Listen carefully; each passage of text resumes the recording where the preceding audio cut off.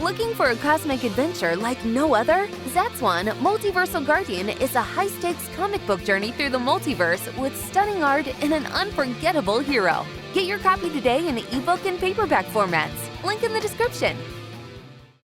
Hello everybody, Neil Allen here, and today while I am working on a page of Zatswan, I am going to talk about this idea of people wanting these diverse books and these diverse characters from these comic books companies, and when the company actually puts them out, people don't show up to buy it.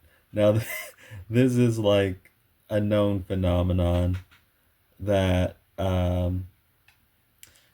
publishers and creators and things like that, they're dealing with these days. Like, there are people who, they talk up a big game, like, why aren't you doing anything with this character? Why aren't you doing anything with that character? And what actually got me thinking about this is the character Vixen. I was browsing the internet and looking at a thread on a forum about minority characters, and a character that was being discussed quite a bit was the DC Comics character Vixen. It's people saying it's like preposterous and crazy that DC isn't doing anything or trying anything with Vixen. And so, you know what, I actually the reason why they don't, you're probably gonna know it. But I actually looked into this, I looked into it. And I'm going to tell you what I found. Like, I looked into the sales numbers for the last Vixen comic. And I'm going to tell you, like, what I think based upon my findings. But if you are interested in comics and you are interested in quote-unquote diverse characters, you can check out my own comic, Zatswan Multiversal Guardian, in the link in the description. It is only $2.99 for 100 and full color pages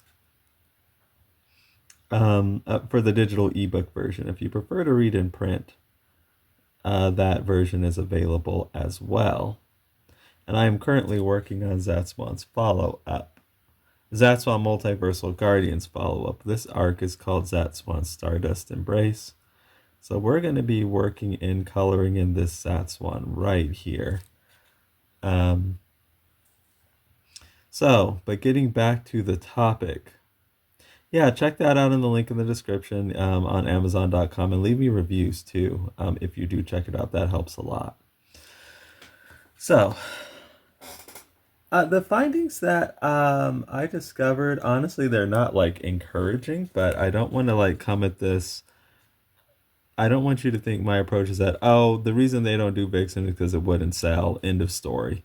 Like, okay, well, honestly, I'll cut to the chase. That is kind of the reason they don't do it. They don't have a lot, likely it's the reason they don't do it. The company doesn't have a lot of assurance that if they were to print a Vixen comic book, that an appreciable number of people would show up to buy it. So last time Vixen had a solo comic that was like a direct market typical DC comic, was in, I want to make sure I get this right because I do have this open. It was in 2000, and I believe it was 2009. Let me just make sure about that. 2008. Okay, so it started in 2008. It was Vixen Return of the Lion.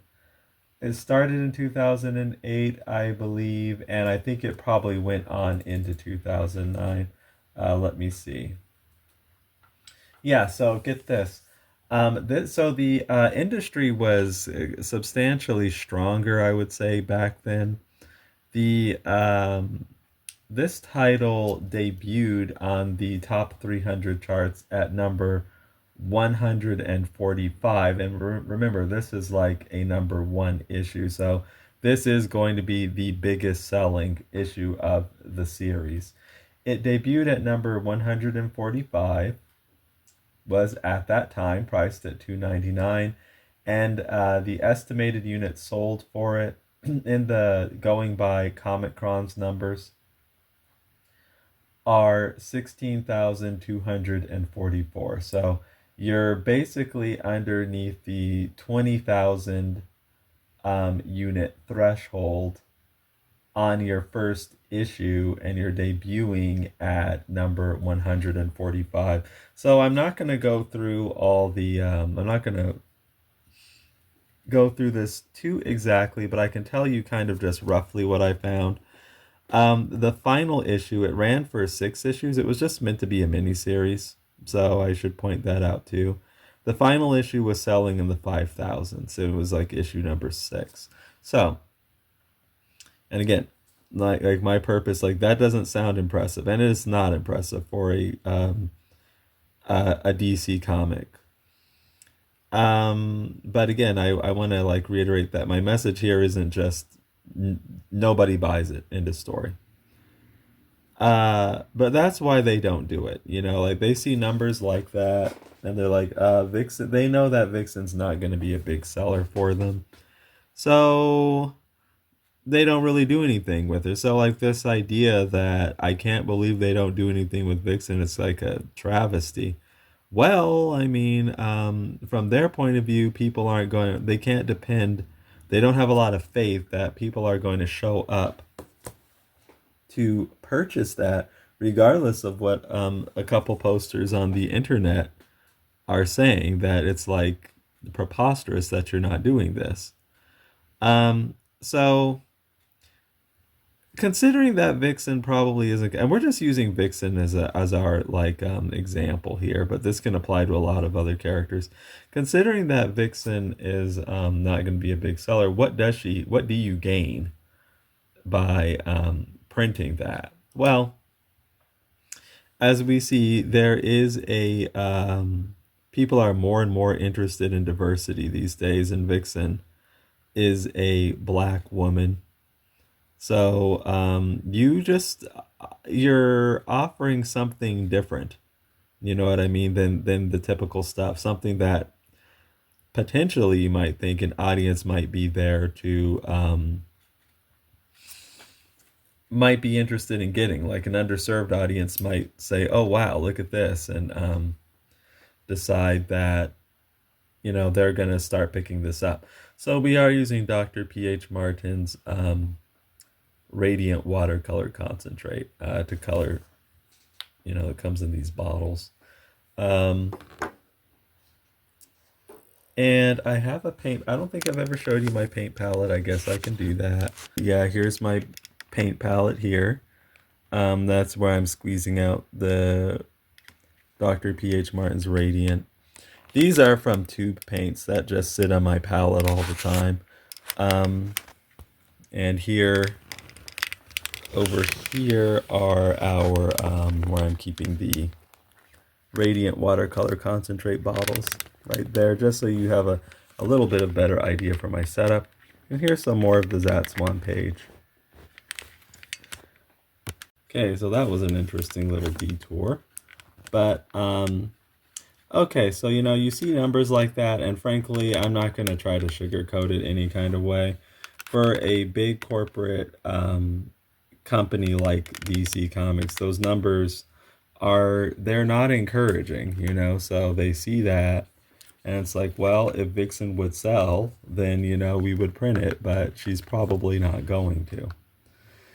And, you know, this brings up the question that I asked kind of in like another video, where I brought up, I think it was like, why isn't Zatswan an all black cast, if you're curious, so you can like scour my channel and go check that video out, where I said, well, some people would say that black people really do not read comics in appreciable numbers, just not part of something they do. That's not me saying that, that's just an argument some people would make. So there essentially isn't an audience there for that. There's nothing to point to for a company like for some of these publishers, that there would be an audience for that, so they don't do that. And that has been an age-old thing in publishing. I remember there's a story that the famous A Song of Ice and Fire this famous Song of Ice and Fire author George R. Martin wrote. I don't remember the name of it, but the story actually stars a black woman. And when they were going over the book cover and everything like that, the publisher put a white woman on the cover in place of that black woman. It was the same character, but they were portraying her as a white woman. This is a science fiction story, by the way. I think it was like a space thing. Don't remember the name of it, but you can just look up, if you're curious about this, you can just kind of look up these incidents and, it'll come up. And then George R. R. Martin expresses his disapproval of that. This isn't what the character looks like. And the publisher was like, they were aware, and I don't know what year this was, but it was probably a long time ago. Could have been 70s, 80s, maybe 90s, I don't know. But I don't think this was recent at all. But this just kind of shows you, historically, what things have been like in publishing. And this is trade publishing, but I think it still applies here, to comic books. And the publisher told George R. R. Martin, and this isn't complete verbatim, I'm just, okay, you took over all my yellow over here and I didn't want you to. Let's see if we can lift some of that up. I mentioned before that watercolor kind of has a mind of its own. You manipulate it, obviously, and sometimes it does things that you may not want. I don't know if we can't totally bring that back. Well, we brought it back a little bit. Yeah, the interesting thing in watercolor too is that this is why to some people it's a very difficult medium. You can't cover up a darker color with a lighter color. So the aim is to put your lighter colors like this yellow down first, and then your darks on top of that, because you can't just paint yellow over that. If it was acrylics or oils, you could just paint yellow over that again. But with watercolor, it's if you cover up your lights, well, there are things you would have to use a different medium like acrylics or something to bring those lights back, or a gouache, but watercolor just won't happen. Once you cover up those lights are gone. So I did bring some of that yellow back a bit. So it takes careful planning, actually. And it's kind of interesting that it takes such careful planning when the medium is so volatile. Just doing its own thing, kind of difficult to control in some ways. I mean, I really do enjoy watercolor. I really do love it. I think I see why some people dislike it, but there are a lot of pros to it too. I'm just bringing out what some might consider cons. But let's get back to our George R. R. Martin story here. I'm sorry for the detours, but that's just something you get when you're involved with a ramble. So the publisher told George R. R. Martin, yes, we're aware that the character looks different, but George, do you want your book to sell? That's what they told him. And they're like, if you want your book to sell, you're not going to put this black woman on the cover. I actually am interested to see what year that may have been. But yeah, look that up. I'll probably look it up after I'm done here when I'm taking a little break. So essentially the publisher is saying that if you put a black woman on the cover, your book will not sell. So that has been a big thing in trade publishing. And basically what that's what that's essentially saying is there's no market for that, or at least our market isn't that. Maybe there is some market for that, but it's not our people. We don't, if we put something like that out, our people aren't going to buy it. So the publisher is usually putting that off historically, like we're talking about generalities here. They're pawning that off on the audience. Like, it's not us, it's the audience. The audience just won't buy it, and we're just going to put out like what the audience wants. Now, is that just kind of a cover up just for their own racial biases? Perhaps. Or do they really just believe that? I mean, they are the ones in the business. They know their business probably better than we would, being outsiders looking in.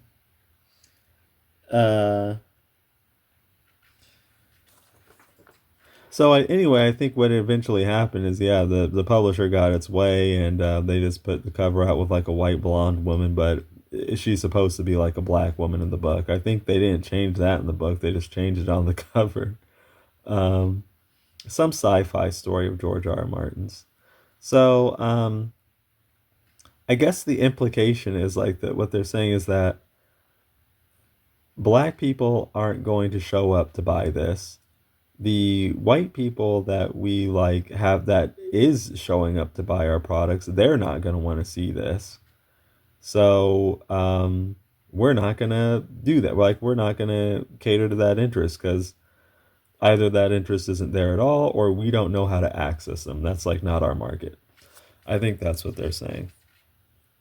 At the same time, of course, like these days, we see all these calls for diversity, um, like where are all the diverse characters? And like people will hold these companies, like take them to task if they don't like showcase that sufficiently for some of these people.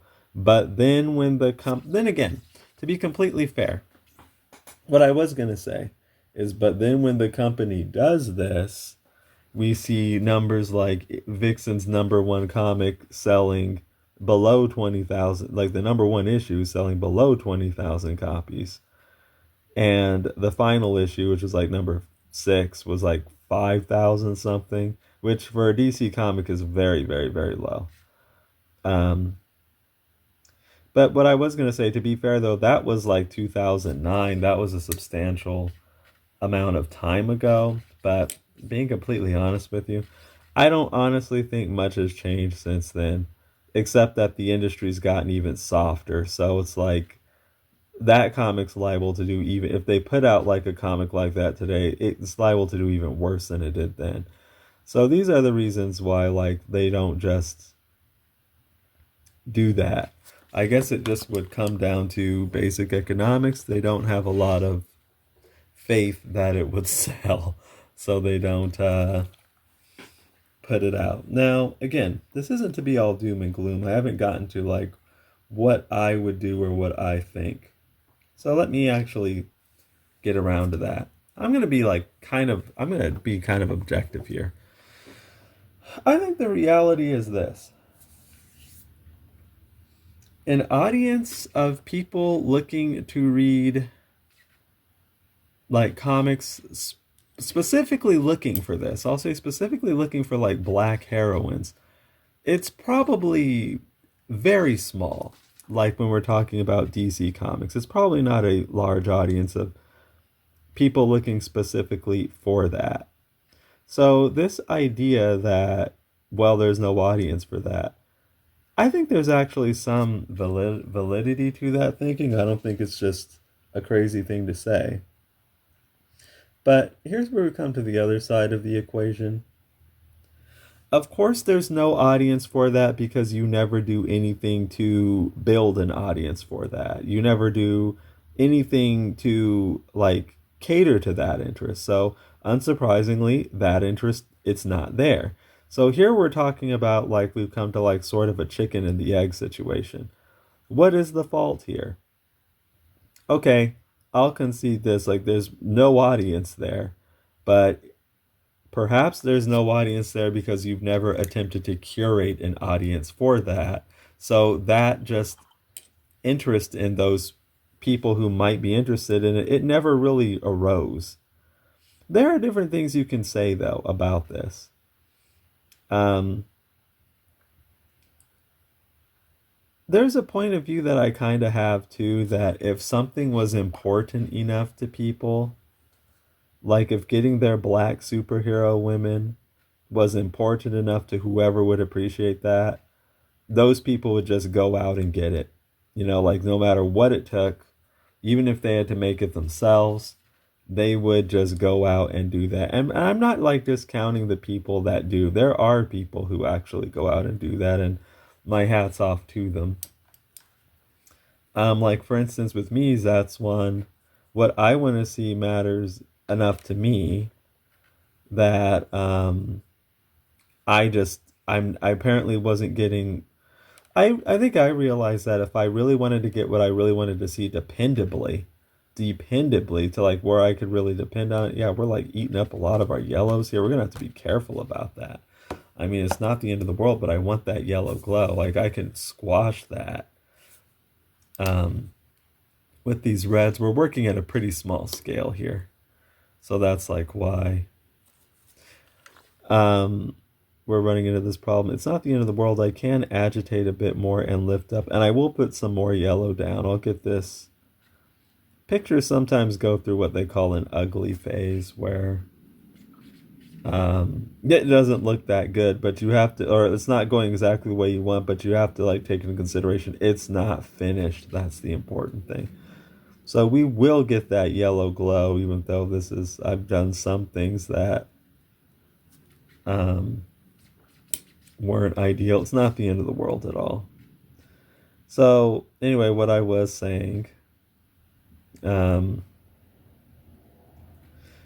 can't remember exactly what point I was on, but the ultimate point is that, yeah, I think there's probably not a lot of people specifically looking for black women superheroes to buy comics, at least. Now, see, what you might see sometimes, this is what I've seen. Somebody might say, somebody, it could be a black woman herself or somebody, or just maybe just a person. See, we are lifting some of that red up. Why aren't there any black woman superheroes? They might say something like that, even though there are, when you can point to very famous characters like Storm. But then again, Storm is propped up from being on a like famous team, the X-Men. I think what a lot of people are looking for is that good solo hero, and that is more elusive. Oh, I was talking about if it matters enough to people, they'll go out there and just make it or get it however they get it. I'll come back around to that. Because I do have more stuff to say about that. You might hear people say that, well, why are none of the superheroes black women or something like that? Or why aren't they this? Or why aren't they that? Again, we're just using Vixen as an example because it's what I saw people talking about. But this can apply to a lot of different types of characters. And then it's like, okay, well, then you go and you make that. And it's like, okay, the person who said that, why aren't there any of this type of hero? Or why aren't there a lot of them? Okay, are they going to show up and buy that? Even if you make... No, probably not by that. Because it's like... There are a couple things. If they... Are they going to show up and buy that consistently? Is that the thing? Yeah, it sounds nice on paper if you had them. Like, oh, there's things you can point to if you had them, but... Okay, you might see a discrepancy there, but are you just pointing out the discrepancy, or are you actually looking for something to consistently show up to buy? And I'm skeptical it's that second thing, because I think they're just people talking. You know what I mean? They're like pointing out something is wrong here, but I'm not, like, when you hear just casual people casually talking about that, I'm not convinced they feel strongly enough about that to work toward doing something like purchasing a product if they see it out. And even if they do purchase a product, which is good, the thing is like, well, are you going to purchase that consistently, or are you just going to look at this for a bit, but because you don't really care about comics and superheroes that much, you're just going to like, oh, okay, then off to whatever else you're doing. A lot of times my gut instinct is that that's the case. It's like, because really, if they cared enough about it, they would actually know that there are black women superheroes out there. Like, for example, Storm or Bumblebee or Vixen or Captain Marvel, Monica Rambeau, uh, they would probably know that, you know. Um, but the reason why you don't see a lot of that is probably because they would have difficulty standing on their own. Now, you can, putting them on like teams and stuff is an avenue you can take.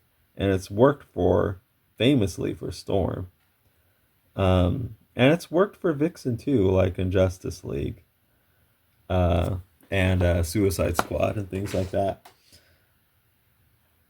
But I guess the real answer you don't see a lot is because the publisher doesn't have a lot of confidence that characters like that would be big sellers for them. There is a lot to say about that.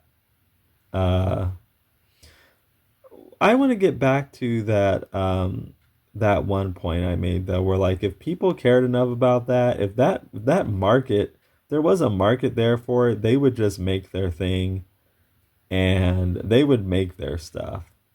And honestly, in many cases, they do. For instance, I don't know why this is popping in my head, but I will plug an indie comic. If you're interested in like, this is more of a magical girl thing, though. It's not like, it's kind of superhero-y. Magical girls can be superhero-ish. Very much so, actually. Sailor Moon, I think, would qualify as a superhero. Secret Identity, saves people, powers, fights bad guys. Yeah, I think she counts. But yeah, you can check out Princess Love Pawn. Let me see exactly. It's a princess. How do you spell that? Love. I think it's just how it sounds. Yeah, Princess Love Pawn. Pon. That's like a magical girl comic that stars a black girl. That it's an indie comic, but I just know about it, I guess, from being an indie creator myself who just come across things, and I've read some of it. It's actually pretty cool. I'm looking at it now. I recommend you check that out. So I don't want to sound like they don't do that, because they do. Sound like, oh, they're, if they really cared about it, they go out and make it. There are people who go out and make it, and my hat's off to them. That's out there. Now, a lot of that's going to be independent stuff, so you might not know about it, but this is the age of the internet. You can go out and look for that, you know. This brings me to another point. Like, it keeps opening up various points about how, for a lot of people, and I think I don't get frustrated about things myself because I just don't see any, like, practicality in it. But when you're like an indie creator, one thing I think you do see happen to a lot of people, a lot of other creators, peers and things, or just others you see, is frustration and like resentment towards audiences. Like that, what some people would say is that's out there. It's just they don't care about it unless it's got a Marvel or DC logo on it. So, is there truth in that? Yes, there is, actually, I would say. But, you know, I'm just kind of like, whatever. Like, the thing is, like, there is stuff like this out there, and the creators would love your support, who actually, the creators who this does matter enough to them, and they go out there and they actually, you know, do something about this because it matters enough to them. I mean, you're looking at one right now, actually. But people still want to whine and complain like there's nothing there, because if it's not Marvel and DC, it has no merit to them. Well, my point of view on that is, yeah, they're like that, but what are we going to do about that? Like, there's no point in trying to, like, I think it's kind of a weak move. Like, it's trying to shame a person into buying your thing or being interested in your thing. And it's kind of it just comes across as like weak, I think, and like not, the thing that's coming to mind is like, I don't know why this is coming to mind, but just sort of seems like the thing, a similar type of thing. Some you're somebody trying to date some woman or something, and the woman's like, I'm not interested, and they're like getting frustrated and push, well, why not? Da, da, da, da, da, da, da, da, da. Like, nobody's gonna look at that as any kind of admirable person or coming from a position of strength or anything like that. Like, okay, things aren't going, you're not going to shame, like,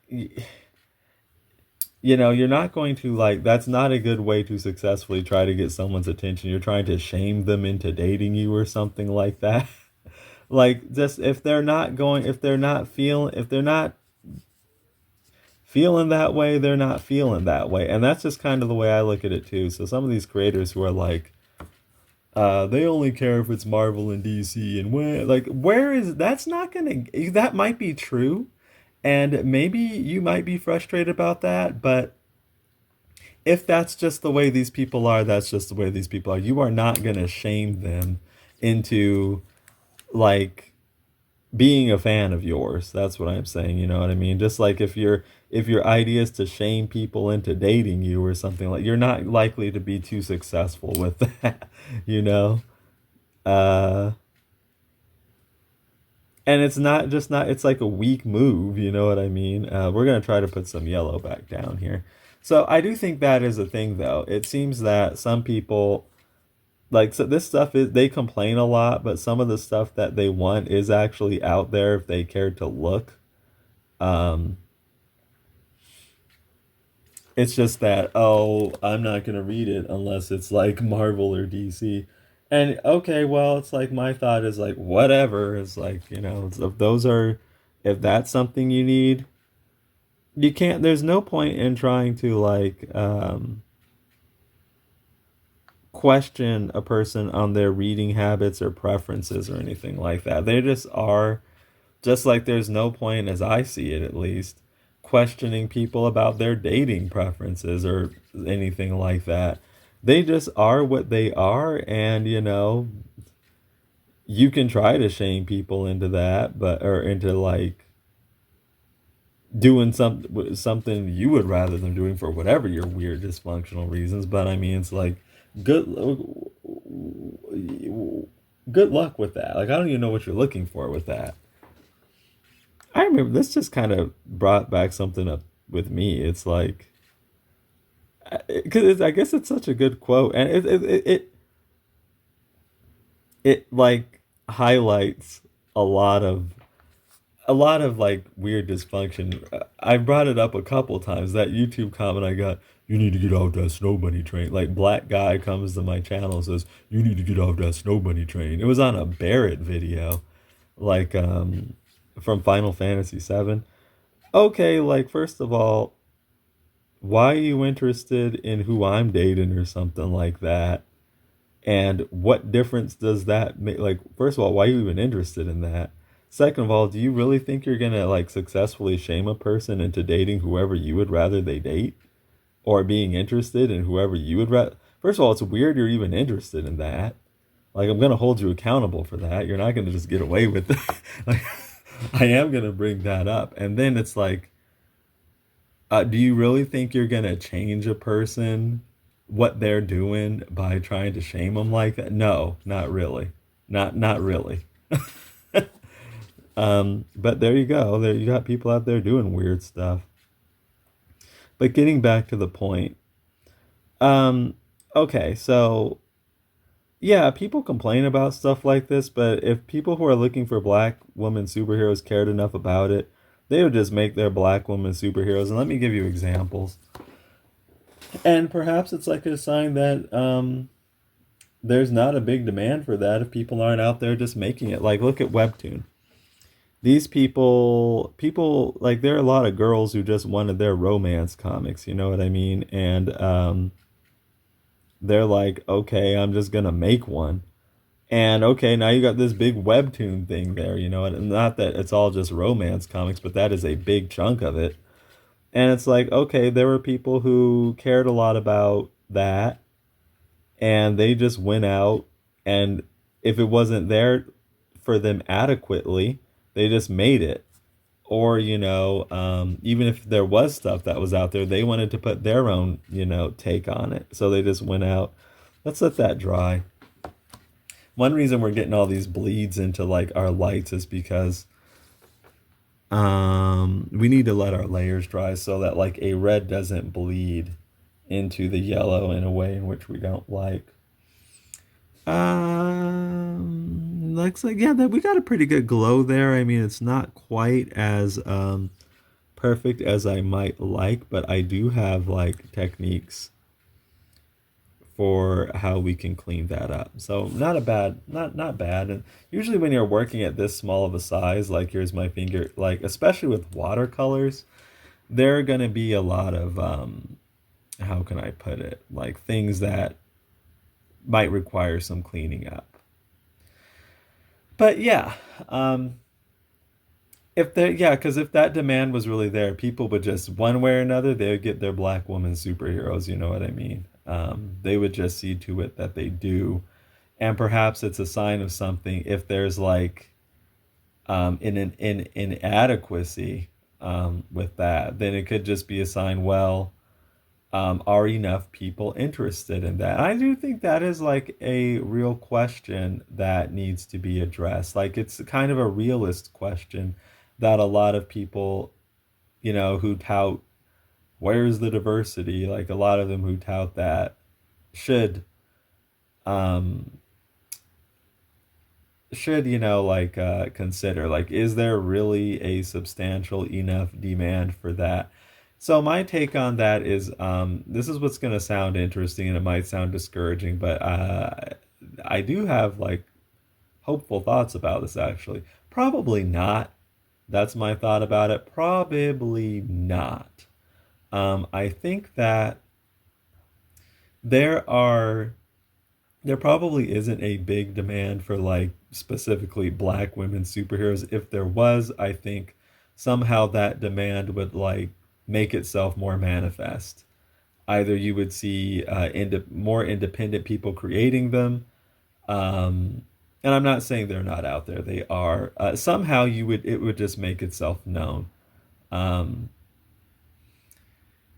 Now here's like why isn't there much of a demand for that? Probably because it's like a thing that feeds itself. Like people who would be interested in that, like say people who probably be most interested are like black girls and black women. They're not seeing a lot of that. So they don't really engage. They don't see themselves in this type of fiction, so they just don't engage with it. It just doesn't interest them. Like the little um whatever's going on in their brains, it doesn't ignite, like in regards to superheroes and stuff. Probably not often. Because they're not seeing themselves present, they're not seeing themselves there, so they're just kind of in a lot of cases probably tuned out to it, like not that interested in it. Um, and I think you could kind of say that with like when it comes to you could ask the bigger question of black readers and things in general. Um, it could be a space perhaps they don't feel welcome. Uh, that might sound kind of to people who don't go through that sort of thing. It might sound preposterous to them. Like, why would somebody feel like that? And it's not something that I really it's not something that I really go through much of, but myself because my brain doesn't work like that. Like I'm not worried about, oh no, what will these white people think if I'm here? But I know a lot of people do. Like I could give you some examples. Um like it's a Christmas. Uh it's Christmas just passed by. This is like the day after it actually. And like I've gone to these Christmas get-togethers, and just at various times, like it could be like these Christmas get-togethers, and it's like all white people. It's like all white people except for me, right? Like I'm the only one there that's literally not. And I just know from hearing stories from people that would be very intimidating to like it can be very intimidating to like a certain type of like say black person or mixed person or whatever. Like and a lot of things can go through their heads, like, oh no, what do they think of me? Like, and all this stuff. Like, am I welcome here? Like, I don't, my brain just doesn't work that way.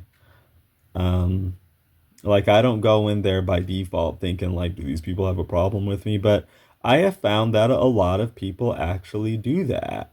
Um, that's not my default. Like, I'm probably only going to go to that if somebody makes it manifest that they do. And spoiler alert, I can't think of a time that they have. Um,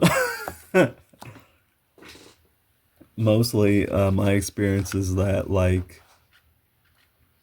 if you're cool, they'll be cool, for the most part.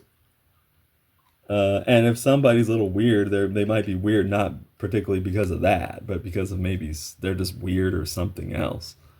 Uh, but yeah, my brain doesn't work like that. But I am actually aware that a lot of people's they do. I don't know. Like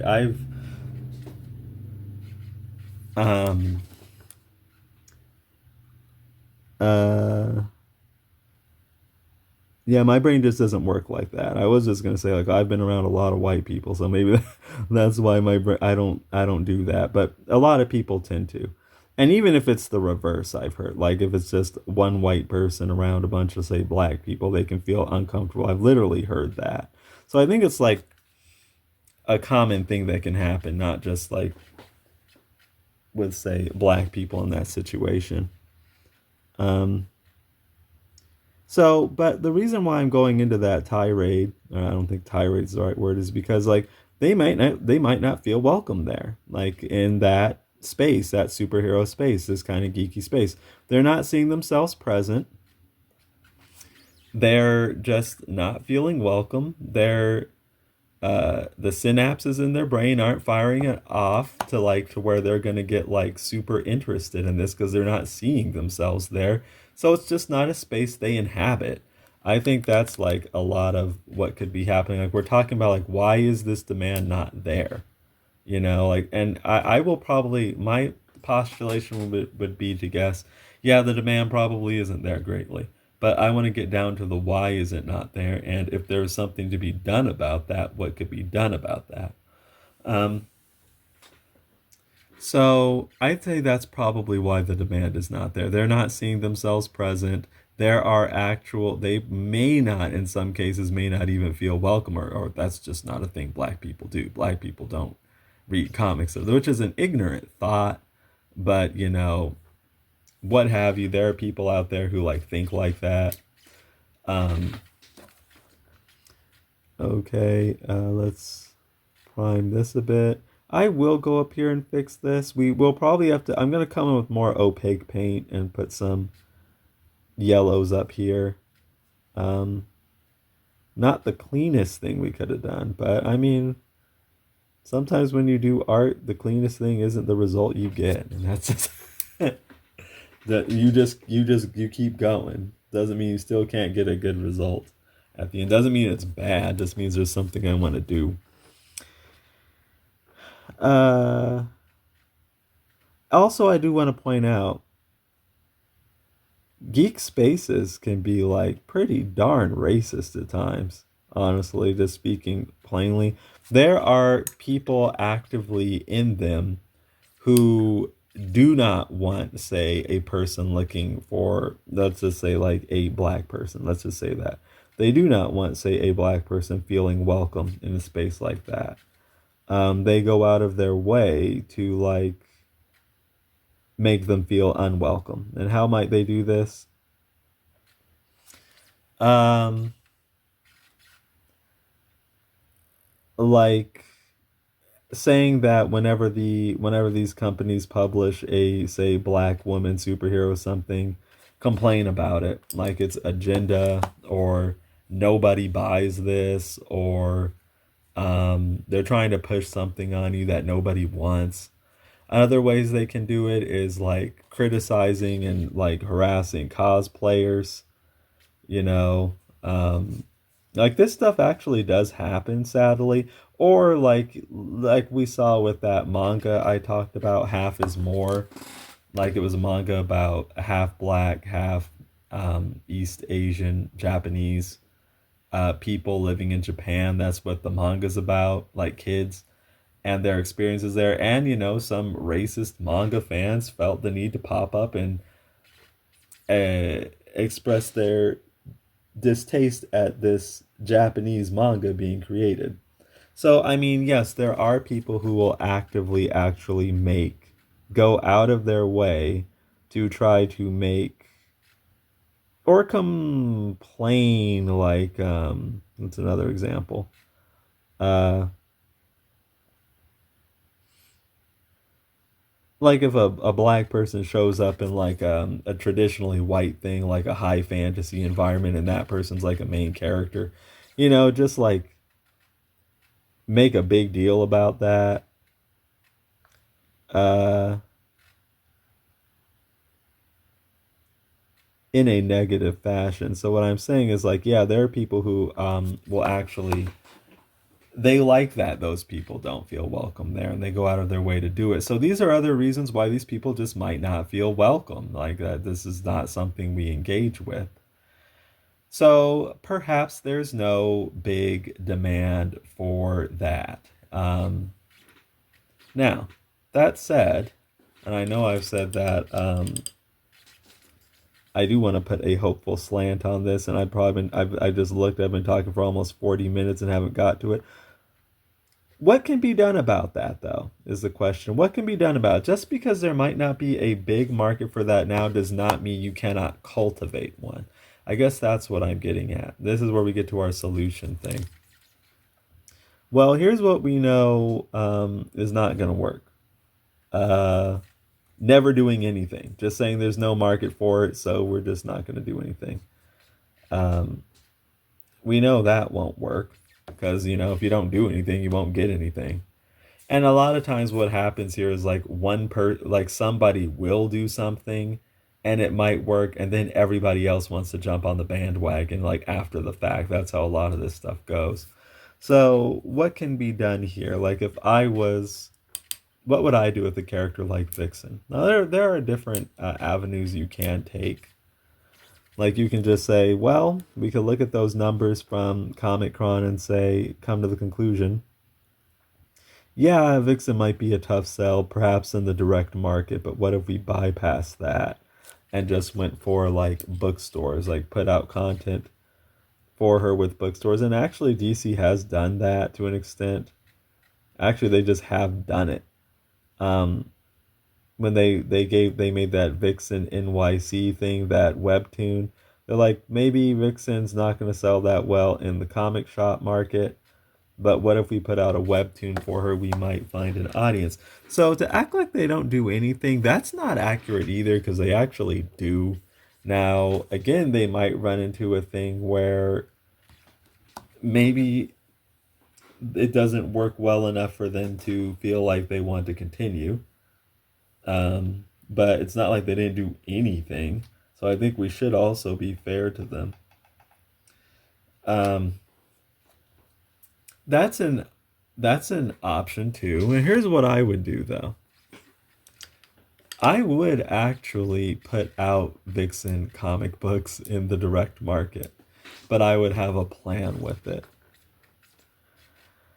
I would say, you know what? I'm going to put these comics out, and I might not even get like another option. Some may say is, well, you need the A-list creative team to make this viable, just to get people to pick it up and look at it. I might not get the A-list creative team for it. I probably wouldn't, because I wouldn't want to spend too much money on this. But it's not about spending a lot of money. I think what my strategy would be, consistency. It would be consistency. I would be like, we're going to put out Vixen comic books. I would look for a creative team. You can't control what people do, and I realize that, but my aim would be to get them to stay on for, let's say 50 issues, and then we'll see where things go from there. Like, I'm going to give you a 50 issue run on Vixen, and then after that, if you're still interested, we'll see like where we go from there.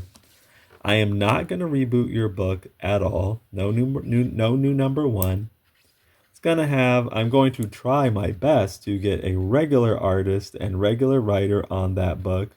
That does not change um, for that 50 issue run. And they don't have to be like the most biggest names. That's why I probably wouldn't want to, because I already know that Vixen's not going to be a big seller, and I'm not going to like blow all the budget trying to make, Vixen sell 100,000 copies, because that's unlikely. But I'm going to try to get them to stay on the book. Like, I wouldn't move them. Whether they would move off the book would be like a decision they would make. And I'm like, we're just going to keep going with this. We'll start with 50 issues, and then we'll reevaluate after that and see what we want to do. And I would just let them create on that book. And I would probably just say, well, we will see what happens. And I would probably go in there with the expectation we might just end up with 3,000, 4,000 regular readers for this book. And I would go in there with that expectation, and I would say, I'm okay with that. Vixen, like, when it's once it actually settles into its regular reader base, maybe it'll be 5,000, 4,000 people.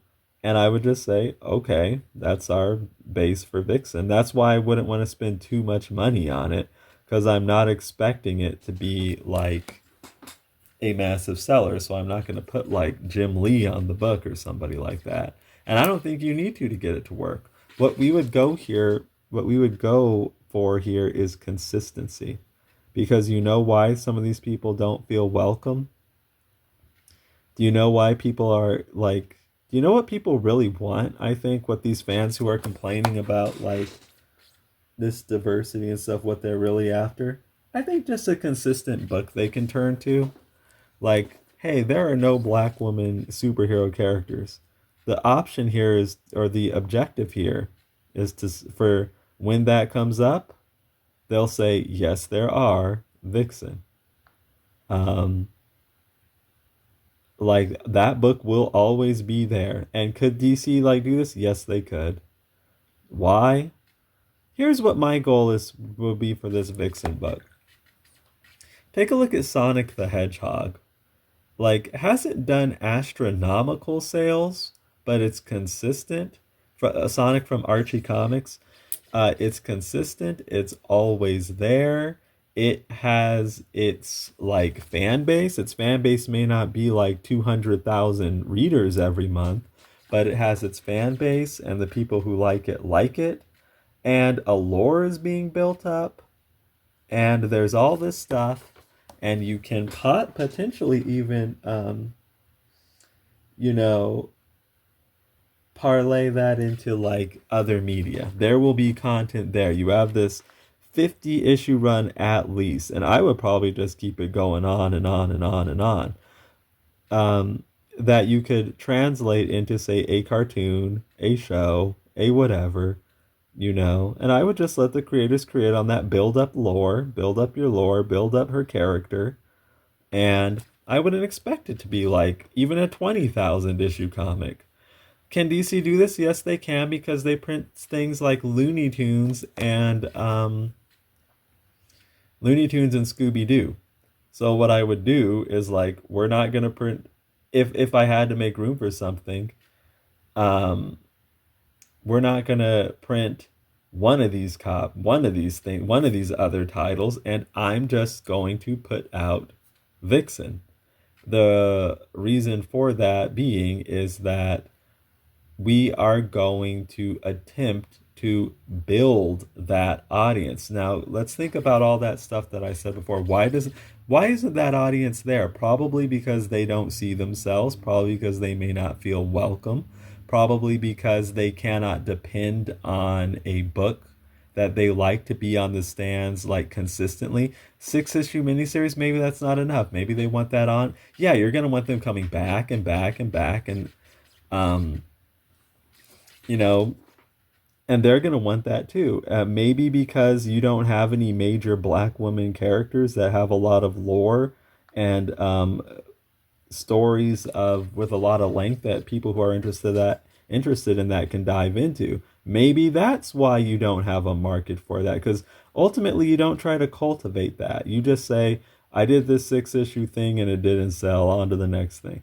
I understand the rationale for that, but at the same time, it's like, yeah, you're not going to grow anything with that. To grow a market, I think you just need to show one. This is my take on it. Probably the best thing you can do is you're going to just have to keep showing up and showing up and showing up and showing up and showing up and showing up. And eventually, you know what will happen is like it's going to take time. It's going to take some years, but eventually people are going to be like, hey, I'm going to check out this 75 issue Vixen run. They might not check it out in the beginning, but all these comics are going to be building up. And your audience might not show up. This is where comics go wrong. No foresight. They put out this number one and just think, just from the mists or something, a bunch of Vixen fans are going to show up. No, that's not how it works. You have to build that over time. And how you do that is with being consistent.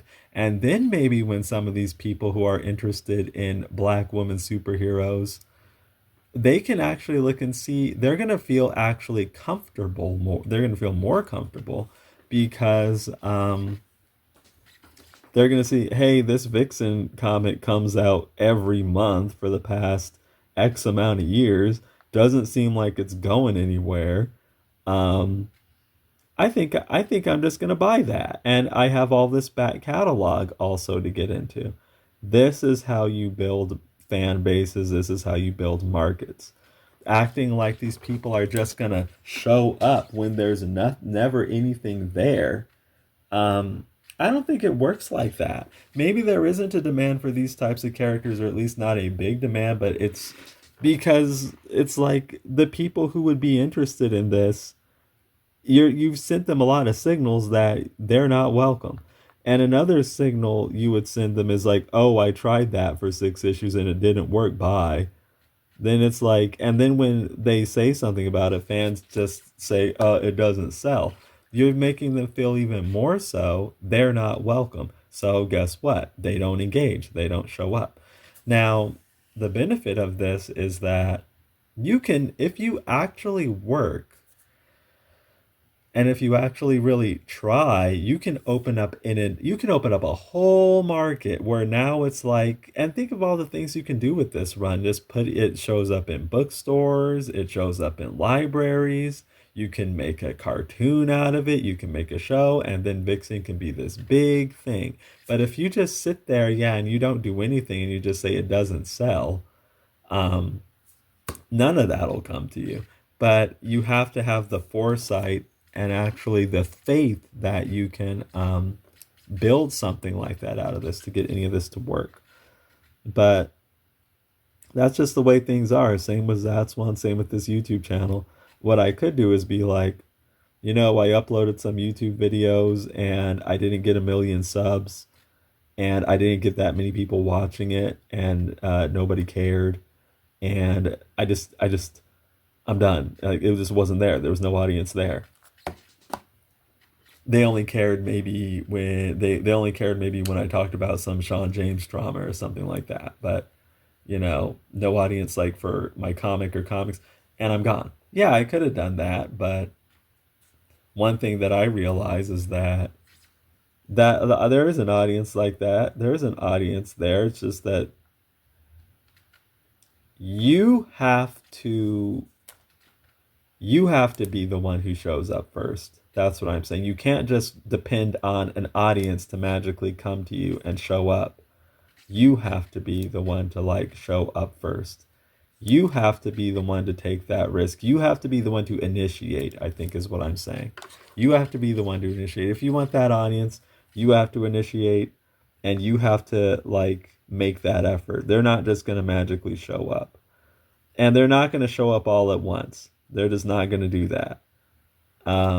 They will do that over time if they see worth in your content, and if you just consistently show up and show up and show up and show up. Doesn't come right away. Same thing, like, so it shouldn't be expected for these characters like Vixen for it to come right away. Is there a big demand for Vixen? Probably not.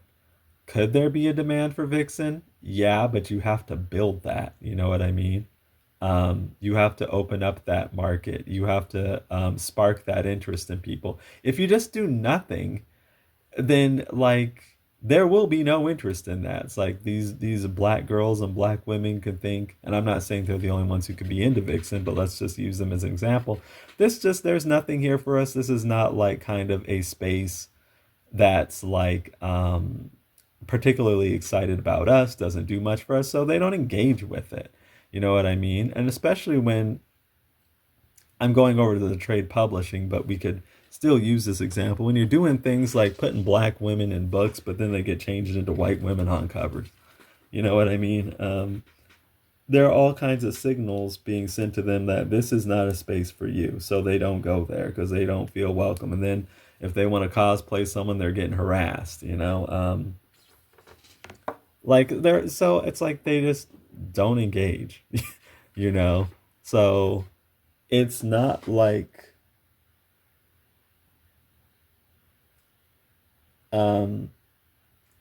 there's somehow fault with the audience that there's like little demand for that, or even the character. It's like you would have to create that, you know? In many instances, I'm not saying sometimes people just don't go out there. There's just a demand for something and they just take care of it themselves. Sometimes that does happen. You know, like I was like talking about with Webtoon. But sometimes, you know, you need to actually encourage that a bit. Because it can sound weird, believe me, if like this is not like a thing that you've ever been faced with. Like, it might sound odd to you or foreign or preposterous, but believe me, it is a thing. Like, when you never see yourself or someone like you in roles like that, um,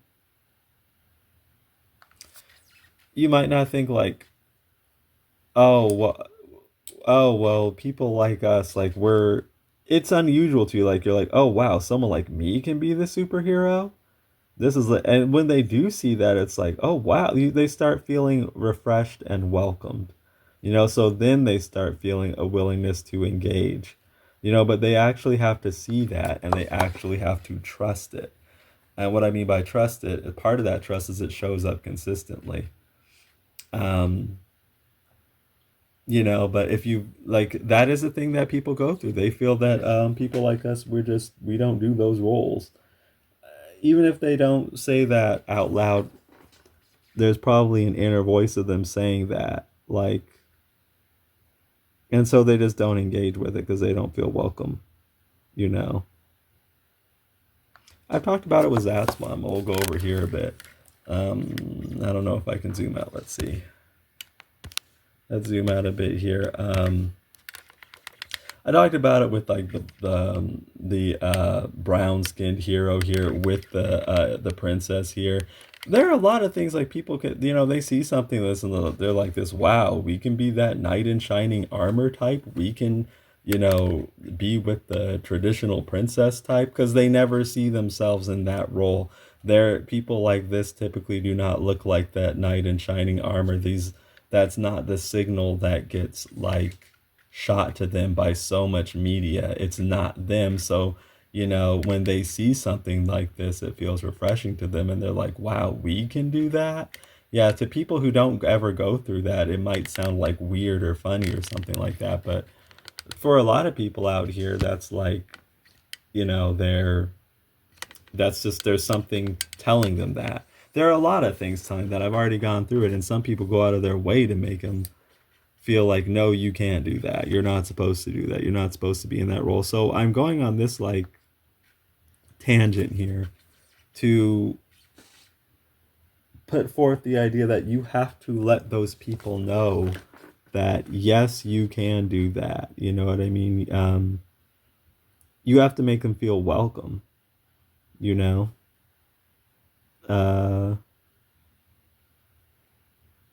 so what I would do, yeah, just keep putting out that Vixen comic. If the audience for it is like 5,000 people, well, do your best to budget accordingly for that and just put it out and put it out and put it out and put it out and put it out and put it out.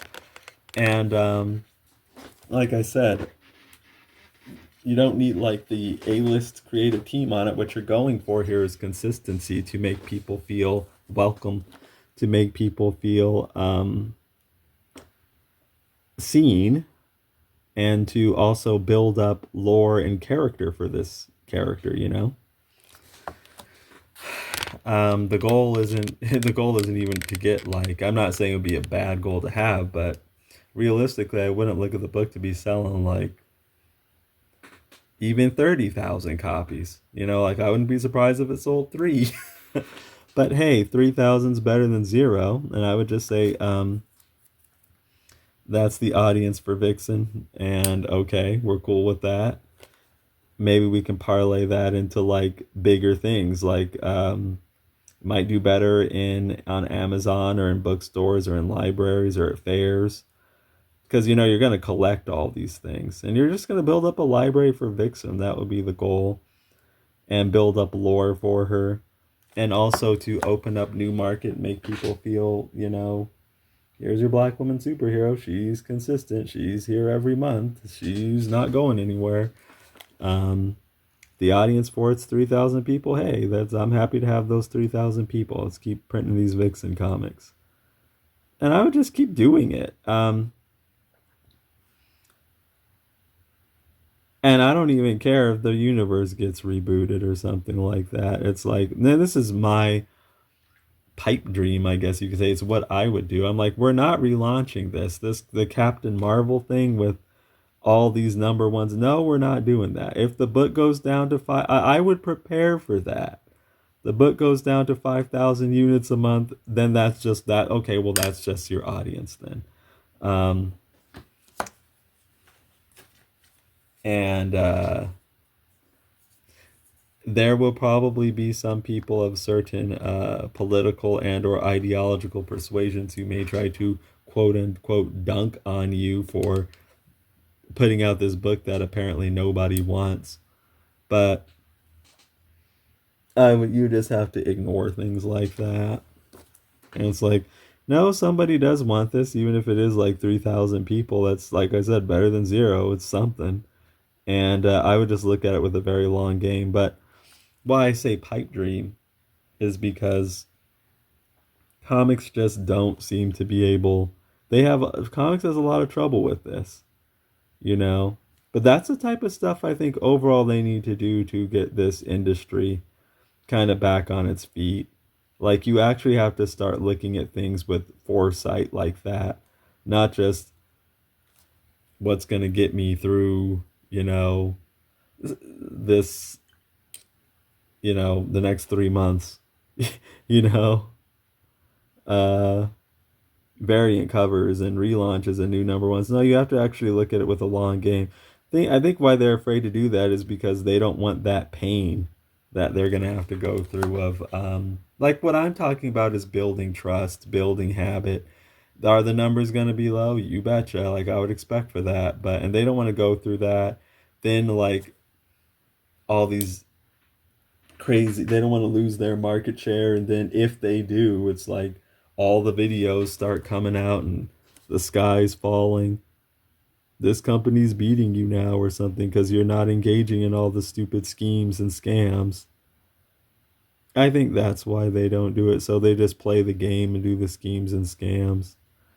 But I think the real path forward, if you want a path forward, you have to cut out the schemes and scams and just do stuff to build consistency and trust. Like what I'm talking about with Vixen. Just show up, you know, and just put out the best comics you can, obviously. Um,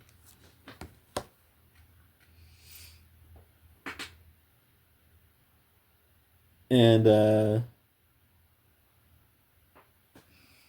your audience for the book will be your audience for the book. I would just treat it like, you know, Archie treats Sonic and Mega Man, are they selling gangbusters? Were they selling gangbusters? No, but they showed up consistently with those comic books. Archie might not be the best example to use because I heard that recently they're like,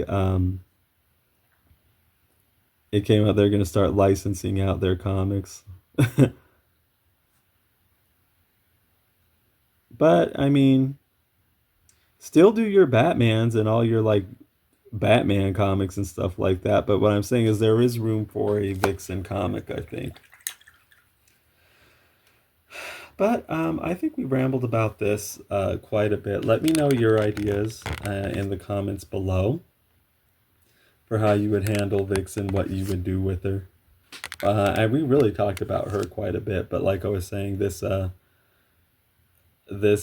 topic it can be applied to a lot of different characters. Let me know your thoughts in the comments below. Be sure to check out my own comic, Zatswan Multiversal Guardian, in the link in the description on Amazon.com. Again, 130 full color pages for only $2.99. Very, very good deal. Please leave me a review if you check that out. That helps. A review on Amazon helps me know what you think. It helps other people find the book. And be sure to like and subscribe. And I will talk to all of you again very soon. And until next time, be sure to take care.